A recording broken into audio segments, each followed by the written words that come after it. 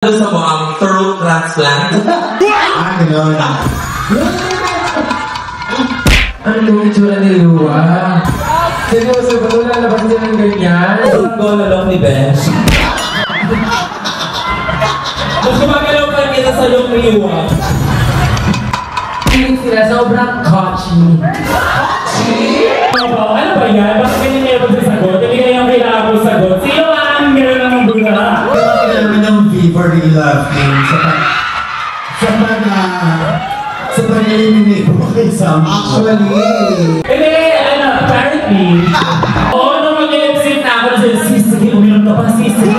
Because of the gravity inside the popcorn. Ready ka ba?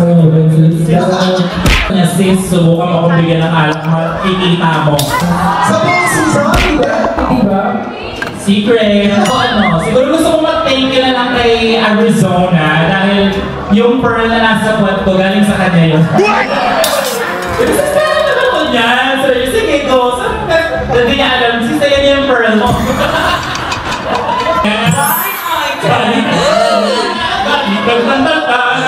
Merong isang queen.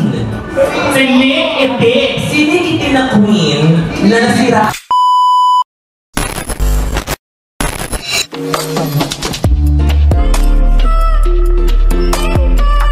Hi, Peaches! Daniel here and welcome back to another episode of The Show! Ha! And for today's vlog, ayan, naka-Arizona ba ako? Kasi pupunta ka sa Arizona bonding today. So watch nyo yan after this vlog. Yun na, okay? So, abangan nyo yan. For this episode, we're gonna watch the Untuck, the Intervention, di ba? Pare-parehas. The Show, the Intervention, the Untuck. Right? So, there's no Untuck episode in Station Royale kasi usually wala naman talaga kapag kagantong All-Stars versus The World, wala siyang Untuck kasi yung Untuck is within the episode na.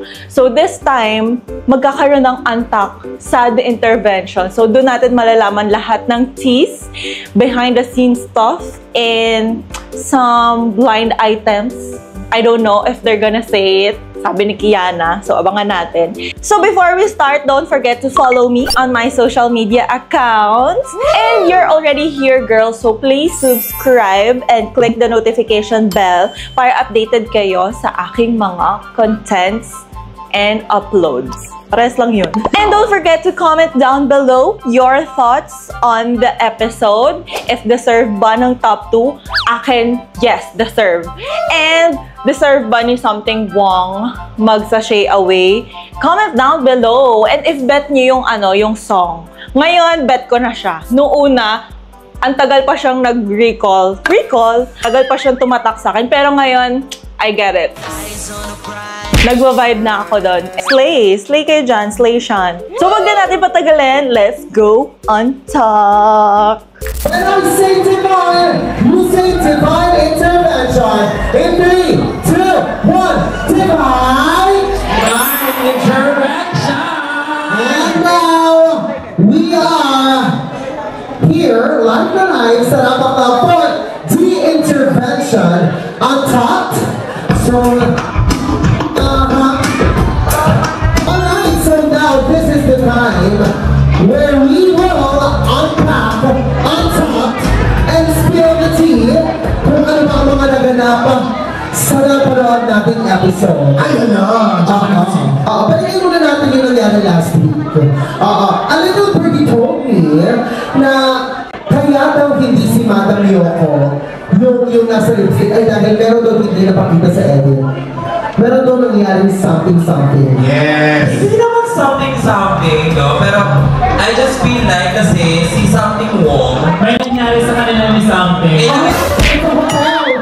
may nangyari something sa amin ni Something Wong. Hindi kasi sobrang jolly ni Something. Mas na-feel ko baga si Something Wong na parang gusto niya mag-stay. And then si Madam Yoko, pagkami lang siya. Yoko lang. Sabi niya, Yoko lang. Parang ko rin feels. Tsaka diba, syempre pag first episode, kailangan natin mag-interact na. Tapos, tinatry ko na mag-interact yung Madam Yoko. Tapos parang, Madam talaga yung vibes niya. Ano yung papansin ako, di ba? Papansin ako, kaya hindi ako napapansin. Okay, noted ka sa akin. Tulad niya. Hi, Kiana! Hello po! Hi, Kiana! Ayan. Papansin? So, si Madam Yoko ang napili ni Kiana. Tsaka, si something wrong nagturo sa akin ng steps nung ano, ng,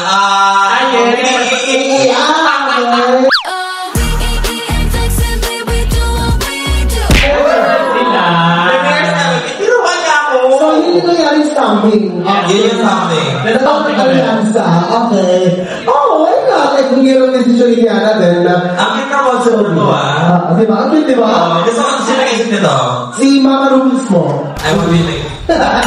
Ito ang score mo. Pag-usapan pa rin natin yung season, yung episode 1. Siyempre dahil you're meant to be celebrated dahil nanalo ka 3 times na in the season. So, dalawang mini challenge and 1 maxi challenge. Pinakamayaman ngayon. Dalawang mini, isang maxi. Uy, kaya ano pala ito naman? Ano gusto mo? Ang throat transplant? Ganun. Nakita mo, tay-tay ko yung dala mo doon, ha? Alam niyo man, tay-tay ko yung dala mo doon.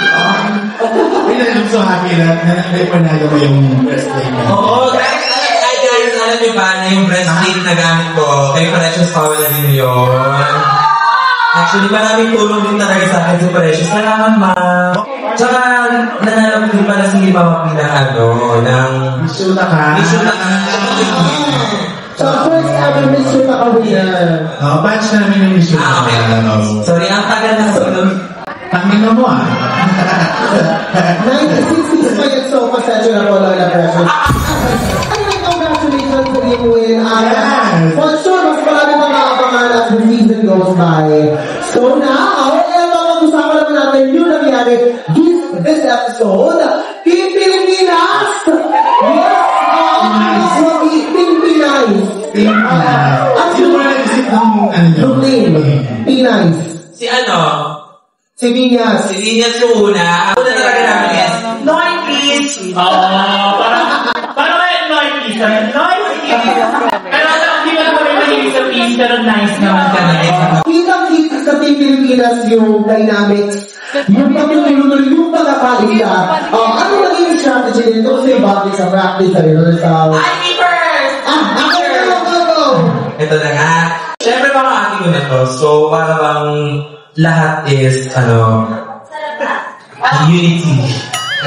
United kami lahat. In fairness naman, parang yung ideas namin talaga lahat. Gumagana talaga. Papasa-pasa. So, wala talaga kami leader. Hindi pa ako leader doon. Leader po kami lahat. Yes. Kita naman. Kung sino mo naisip ng step, or gusto nyo mo itong step na to, pagtungan mo to. Correct! Ay, kapag nakandong line, Nakasipakata ka sa ma-over. Oo, yes. Ikaw, Riggs, kamusta? After the recording namin, ang una nag-focus kami sa lyrics. Palirik sa Tapos recording, after the recording, mag-choreograph na kami. Parang ang stay-stay lang talaga namin na. Oo, ang ganda talaga ng work namin sa mga. Namin, di ba? So, ito si Kiana. Siya yung parang, Kiana, ikaw na gawa, mag-umpisa ka, gawa tayo ng chorus muna. Tapos kapag ikaw yung stanza mo, ikaw yung gagawa ng steps. Ikaw yung stanza. Yes, ganun na yun. Nakikinig ko siya, bakapan niyo ako, i-listing niyo ako dito. Di ba? Ganun kami. Pero parang step kaya yung Pero masaya talaga yung mga every evening. Ano yung mga kanya? Pero man ikaw yung mapunta dun sa drag race. Pero hindi mo yung kagay mo sa ginawa ng Kiana. Dahil yung strategy ba yung yung kapag Pilipinas, if ever man. Mostly, oo naman. Mas madali kasi mag-work yung gano'n. Mas maganda ng Tagalog. Baka di ko maintindihan yung iba. How about you, Bench? Bakit yung kanya hindi mo ako kasali dyan? Hindi, I think yung ginawa nyo, parang yung ginawa din natin, di ba? Ito talaga. Si Kiana rin, iba ng season nyo. Siya rin ang pinili. Ako, pinakauna niyang pinili kasi alam niya ako yung mag-o-order nung ako yung mag-o-order yung buong hindi ako buo. Nag-share din kami ng mga choreograph. And then, Pero most of the steps talaga sa'yo. Kaya palamakan ko natin si Ben. Alam niyo ba guys, most of the steps namin sa dapat pangak, siya talaga yung pasinulo nun. Yeah. Pati yung black ink, pati yung gano'n, hindi na nakakita. Dahil lang. Siyempre, okay na yung... Recording! Meron ka mga gustong skills sa recording? Wala naman. Maganda naman ang pagka-record. Maayos naman. Malinaw naman ang pagkakas. Magaling magturo si Maxi, in fairness. So, kasi Madam Maxi. Simple Maxi. Kung ako tayo sa runway. Oo, kasi balita ko, marami din daw kung hindi nakadating sa mga suot ng queens. Oo, kwentuhan niyo naman kami, meron ba akong chika doon? Hindi kasi siya, may limit kasi talaga kapag meron dyan, pag kailangan ka sa Drag Race, limang luggage lang yung kailangan. Kahit gustuin mo man na sobrang ganda, sobrang pasabog ng mga outfit mo, hindi talaga pwede kailangan maging wise ka. So, gusto ko sinabi malaman, sila ba sa mga queens yung sa tingin nyo, sana maganda yung runway na so, hindi lang natin alam yung iba galing pa sa ibang. Correct, nag-problem. Eh, yung kay Yuwa kasi, parang yung runway mo na preparation pa, parang, ano yung itsura ni Yuwa? Seryoso, ba't wala labas din ng ganyan? Totoo Kasi ang category is, Technotour. Hindi naman yung outfit mo gumagalaw, responsive, futuristic, umiilaw, gumagana, may makina, ganyan. So parang nung nakita namin yung kay Yuwa, mayroon lang siya mga words sa mukha, tapos kumain siya ng battery. So, doon ko nag-realize talaga, parang, At least nung kumain siya ng battery, gumalaw siya. Oo, siya yung tech. Lean tech siya. it's about the serving talaga. Kung paano yung serving look mo, kaya siguro naka-survive pa siya at na-save pa siya dun sa episode na yan. Kasi talagang happy naman talaga, full commitment talaga siya dun sa kanang television. Sabi nga, nasira na yung outfit niya. Sabi niya. Kasi branding niya naman yung bootleg. Hindi ko, nakakagising sa amin niya. Hindi, totoo, parang, di ba? Wala nakita niya. Lalo ako dyan. Sinabi niya na parang nasira kami yung habits niya nung tinatravel kasi syempre ang layo yung tinigil niya. Eh kami, Nung nasira, kinuha na lang niya yung mga wire. kawawa din siguro. Oo, kung ako sa Yuwa, maaawa din ako sa sarili ko. Bakit ang sa iyo? Kasi hindi niya parang she didn't, ikaw naman to. Lagi niya si Popular. Hindi niya hindi niya naikot yung problem na encounter na yung sponsor. Kailangan niya pa rin yung masulunan. Hindi sa solusyonan ng maganda. Pero gusto ko yung Venus kasi I like funny and happy things. You think I'm funny? Payanin sa akin naman, ako, si Samson Wong.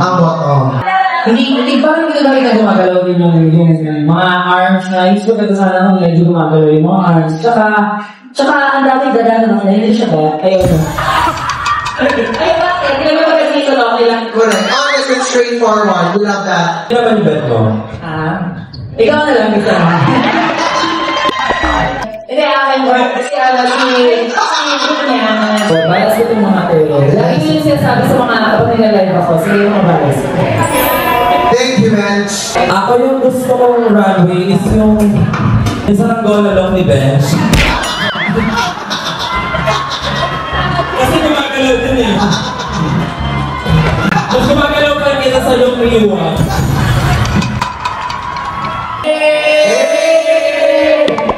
Actually talaga, hindi. Ang pinaka hindi ko bet na look siguro is hindi ko din si Yuha. Kasi nag-char-char na siya dun eh. In Tagalog, M.E.M.E. Char-char? Char-char na dyan, char-char, M.E.M.E. M.E.M.E na sa kanya, tapos wala talagang gumagalaw. Pero kasi, di ba, if andun ka na mismo sa Station Royal, dapat talaga ready ka. Kasi kung hindi, bye-bye!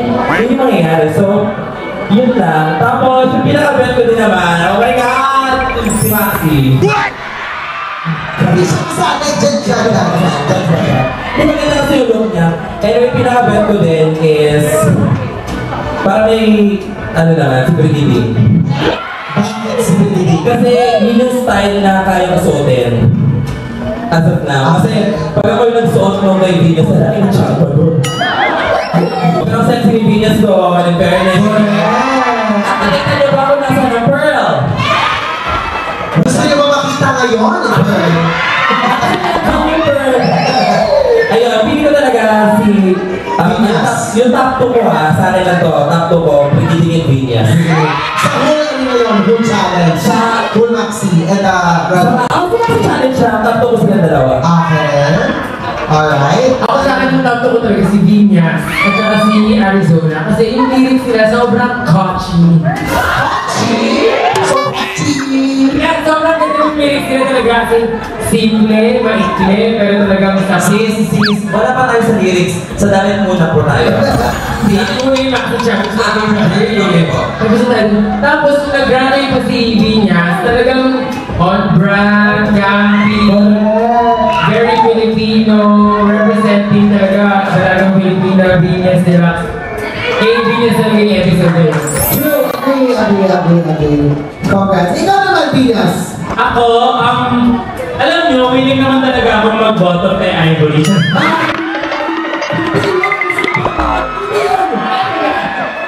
Kasaalis na siya eh. So, nag-try na. Episode ako pinakakinabahan talaga, that episode. Ang ganda ng verse ng lahat ng ng Pinoy Queens. Nagdadasal na lang ako na sana mag-transcend sa mga judges yung pinagandaan ko. And ayun, na-appreciate naman nila. Yes. At saka si Vinyas, talagang pinagandaan niya yung dance steps niya. Yung ten. Sabay talaga yun eh, dun sa beats ng song. Di ba? Yes, sabay siya sa personal, sa editing hindi. Talaga siya dun sa dance steps niya. Talagang gusto niya mula sa episode na yun. In-important niya talaga yun. Tapos kung mapapansin ninyo, kabaka ako, di ba parang may mga mali-mali kasi bigla ako nagkakarate. May mga hindi ako na-hit na steps doon. So feeling ko, napunta lang ako sa top dahil dun sa runway. I don't know, feeling ko lang ha. Hindi on top, hindi lang because of the runway. Maganda pa rin naman, compared dun sa maganda talaga, lahat ng performance ng Filipino Queens, maayos. Correct. Walang tapon. Ikaw, Precious. Ako top 2 ko syempre si Vinyas, number 1 ko yan. Tapos napaka-serious pero ang galing ng timing.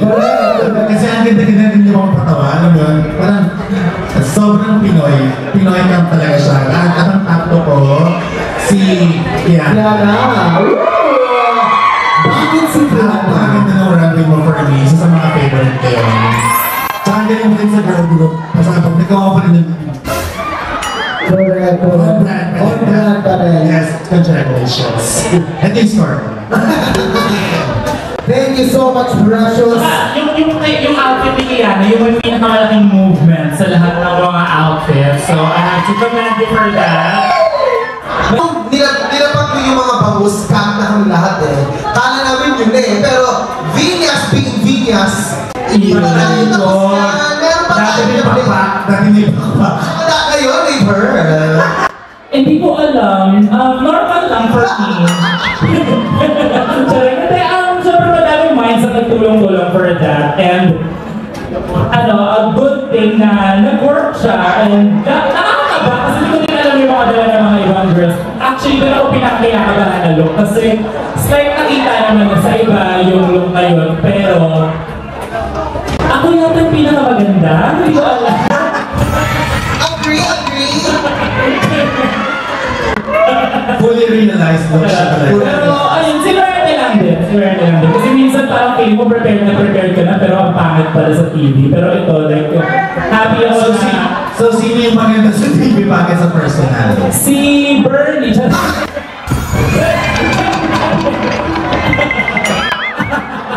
Hindi ka naman ko favorite eh!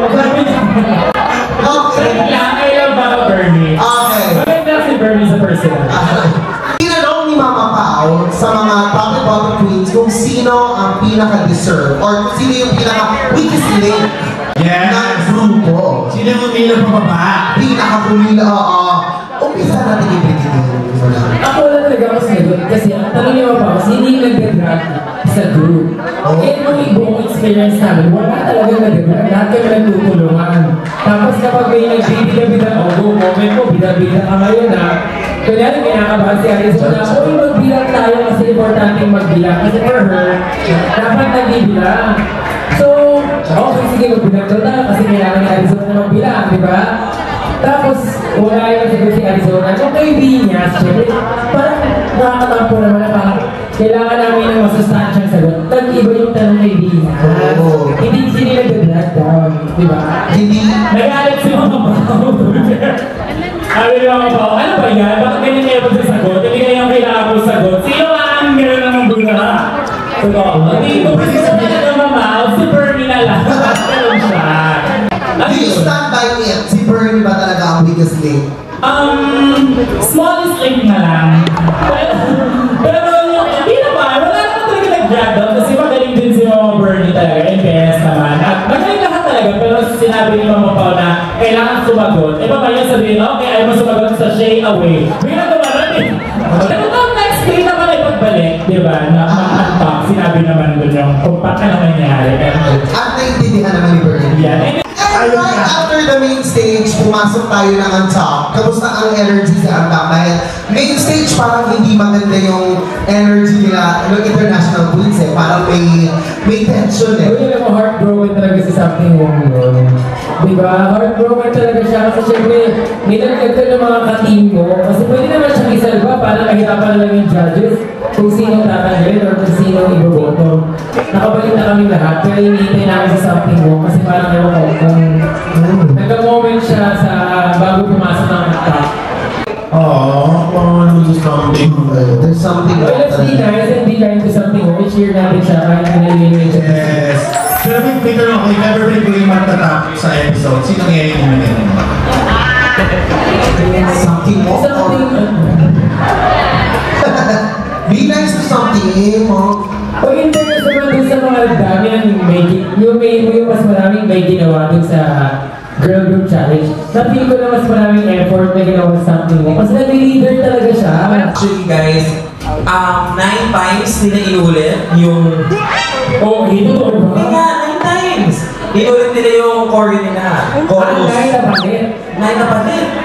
At saka siya lang yung may second voice sa verse. Na hindi nililip-sing. Siya lang din yung maraming kamay. We show some love for Something Wong. Hindi natin siya, ikitaan natin. Pero natin yung pagmamahal ng mga Pinoy fans. Ito naman Kiana. Hindi ko in-expect na mabobottom sa Something Wong. Sino ang ina-expect mo maboboto?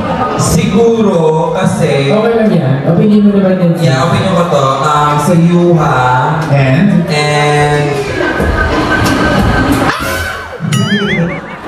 Wait. Oo, si Something din pala. Inisip ko kasi Ayun ka. si Yuha at si Something. Kasi, pero kung nasa girl group na lyrics and all, pasabot si Something dahil if you think that I jump in now, there's something wrong. So, sino yung eliminate? Wrong. Sino yung eliminate mo? So, Something na si Yuwa. Something talaga eh, pasabot siya. Sorry sis. So, malinaw ko na. Tinatry ko naman. I'm trying my best to save you, but I don't think so. Ang gusto ko naman naman yung Venus Deluxe. Meron bang kinalaman yung V for the love team sa pag-eliminate mo kay Something? Actually, Hindi, apparently, parang, pagpilin ko kasi, pass. Hindi,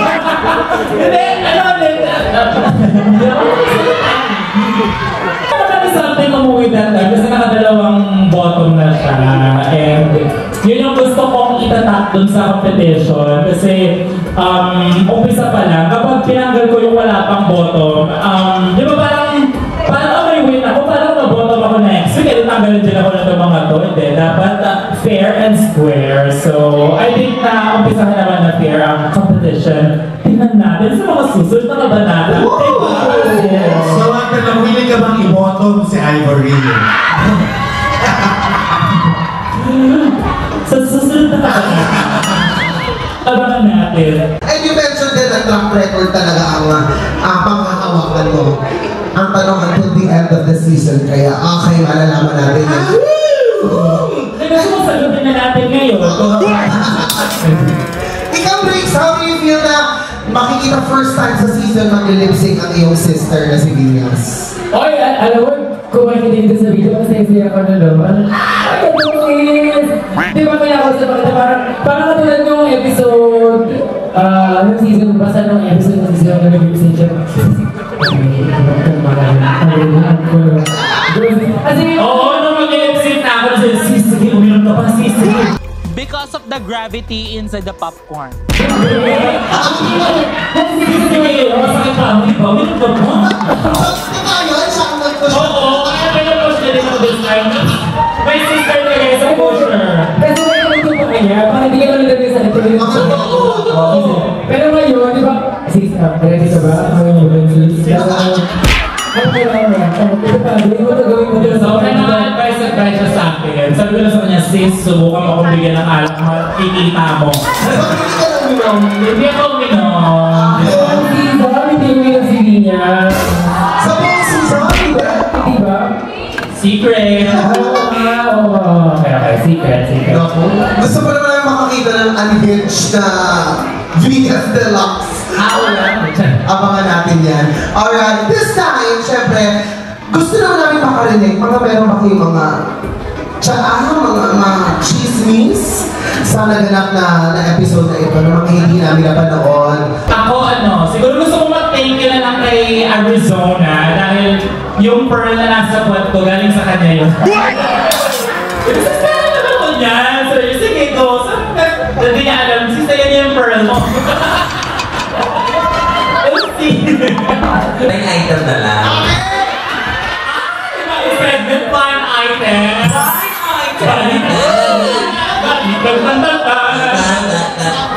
Merong isang queen. Si Nick Itik. Si Nick Itik na queen na nasiraan siya ng damit. Anek! Nasiraan siya ng damit na hindi gumalaw at medyo matagal siya. Yan lang. Matagal? Can you please expound kayo konti? Matagal? Mag-blind item na lang tayo for the next episode. Kung gusto magtanong, one question from the audience. Isang question lang, go. Isang question. Sa mga naging queens, sino sa tingin niyo yung pinaka-biggest thing? Dito masyadong bibigyan ng moment si Kitty Space. Noong time na yun, so parang hindi namin alam, wait. Sino yun? Di ba ka nabibigyan ng time? So feeling ko, kailangan natin abangan yung moment ni Kitty Space. I'm not saying na siya yung biggest thing, pero at that time, parang nakadalawang save na siya. Wala siya sa first episode, tapos this episode, save siya ulit. So parang gusto ko makarinig ng mga something about Kitty Space. Pero ito, ang ganda ka ng runway nun. Na parang mo, perya. Yes. Diba? Oo, siya nga. Nalala ko na. Kailan ko na siya? Sa akin naman, yung pinaka-weakest, si Yuha talaga yun. Hindi ka walang gumagalaw eh. Si Yuha. Hindi ka nabi. Alright, Pias. Weakest link ba? For me, wala talagang weakest link sa Yes. Wala talagang weakest link. Lahat magagaling, lahat nag-effort at nagtulungan. Thank you, Mama Pao. Ganun talaga? Yes, Gusto niya ba yan? Parang ayaw. Ayaw namin yan. Dapat magbigay ka ng isang pangalan. Okay. Weakest link. Sa mga litera, siguro yung nagpapa-weak na lang sa akin.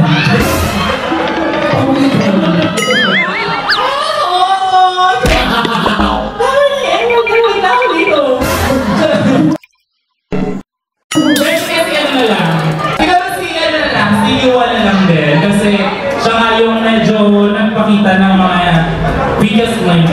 Anyway, that's all the time we have for the introduction of the episode. We hope you enjoyed this segment. And of course, next episode, panibagong episode na naman ang ating mapapanood. In 3, 2, 1.